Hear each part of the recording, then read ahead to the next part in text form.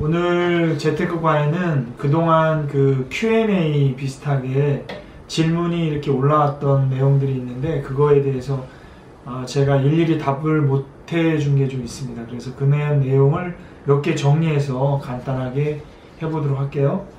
그 첫 번째 증여편에서 비과세 금액이라도 신고해야 되나요? 어차피 세금 안 내는데도 꼭 해야 하나요? 이게 무슨 얘기냐면 이 증여세에서 증여를 해줘도 세금을 안 내는 금액이 있는데 성인이면 5천만 원까지는 증여세가 면제 세금이 없단 말이에요. 미성년은 2천만 원까지 면제예요.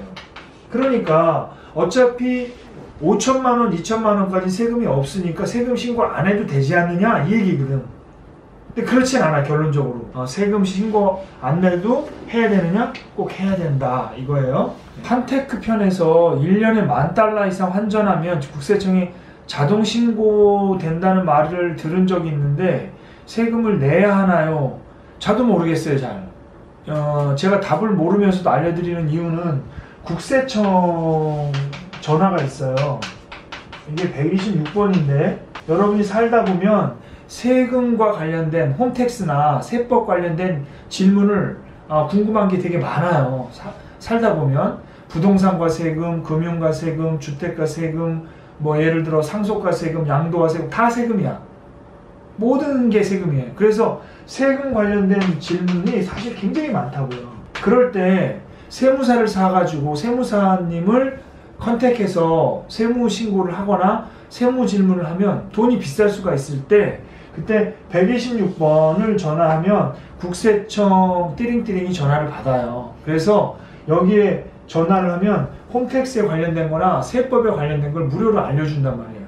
이건 굉장히 좋은 정보니까 요런 세금과 관련된 거는 가장 민감하고 중요한 내용이니까 꼭 확인을 해보셔라. 여기서도 모르면 그때는 뭐 세무사나 회계사 찾아야죠. 세 번째, 사회초년생인데 월급의 일정 금액을 ETF와 베트남 펀드에 투자할까를 계획 중이에요. 경기가 안 좋아서 주식 ETF에 투자를 해도 되는지, 채권에 투자를 하는 게 좋은지, 계획대로 ETF와 베트남 펀드에 투자하는 게 좋은지를 부탁합니다. 이렇게 얘기했어요. ETF가 뭐예요? ETF가 펀드죠. 펀드는 뭐예요? 주식과 채권의 묶음이라고 했어요. 주식과 채권의 묶음. 근데 주식이 몇 개야? 10개에서 20개 정도 주식이 모인 거를 펀드라고 했어요. 근데 100개나 200개의 주식이 모인 거를 우리는 인덱스 펀드라고 했어요. 그러니까 10개가 모인 거는 그냥 주식형 펀드, 100개나 200개가 많이 모인 주식은 인덱스 펀드라고 했어요. 이 인덱스 펀드를 주식으로 만들어 놓은 게 ETF다 이렇게 얘기했죠. 자, 그러면 주식이 많이 모여있는 ETF를 하느냐 베트남을 하느냐 이거를 결정할 때 가장 중요한 건 지금 어떤 상황이냐를 봐야 되는데, 지금 이런 걸 결정할 때 제일 중요한 건 금리라고 했잖아요. 금리, 이자. 그러니까 지금 미국 이자가 어떻게 돼요? 미국 이자가 올라가고 있죠. 그럼 한국 이자 어떻게 돼? 올라가죠. 금리가 올라가면 예금에 투자하는 사람들이 많아지니까 그러니까 채권의 가격이 떨어지잖아. 그러면 두 가지로 생각해 볼 수 있단 말이에요. 나는 한 3년, 5년, 10년 길게 내다보니까 채권 가격이 떨어질 때 난 채권을 사야지 이럴 수도 있고, 내가 지금 이미 채권을 갖고 있는 사람은 얼른 팔아야지 이럴 수 있단 말이에요. 그러면 지금 우리 사회초년생 구독자는 막 투자한다고 했잖아. 그러면 채권형 ETF를 살 수도 있다 이 얘기지. 떨어지고 있으니까 싸게 사는 거잖아. 더 떨어져? 금리가 계속 올라가면 채권은 어떻게 돼? 더 떨어질 거 아니야 가격이. 계속 살 수 있는 거야 채권형 ETF를. 그죠? 근데 채권형 ETF의 종류도 너무 많으니 이것도 증권사나 은행에 가서 상담을 한번 해보시되 큰 그림은 그렇다는 거예요.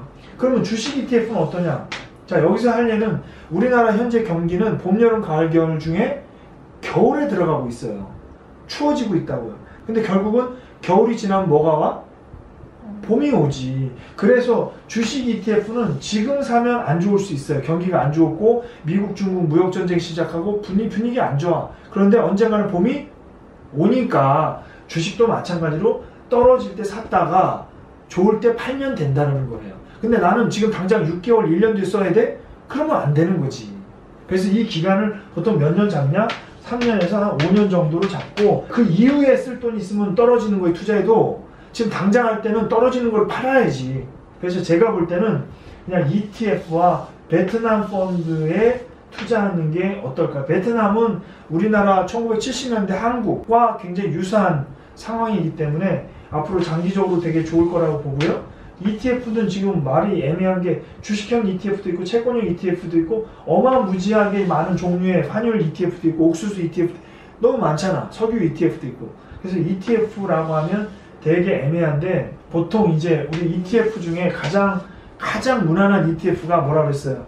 200개 시가총액 1등부터 200등까지의 우리나라 주식을 몽땅 사는 거를 보통 코덱스 200이라고 했잖아요. 코덱스 200. 삼성 자산운용에서 하는 코덱스 200의 이런 ETF를 사는 게 가장 무난하다. 가장 무난하다. 단기적으로도. 단기적으로도.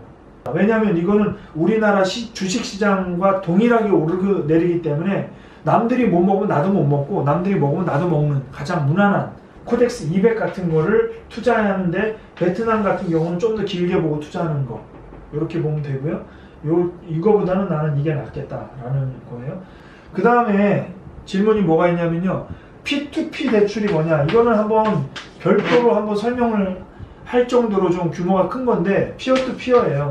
이게 개인 대 개인이라는 거예요. 돈 많은 개인이 대출 P2P 회사에 돈을 맡기고 돈 없는 개인이 대출을 받아가는 거예요. 예를 들어 은행이 만약에 예금을 2% 주면 여기 뭐 한 4% 이자 주는 거예요.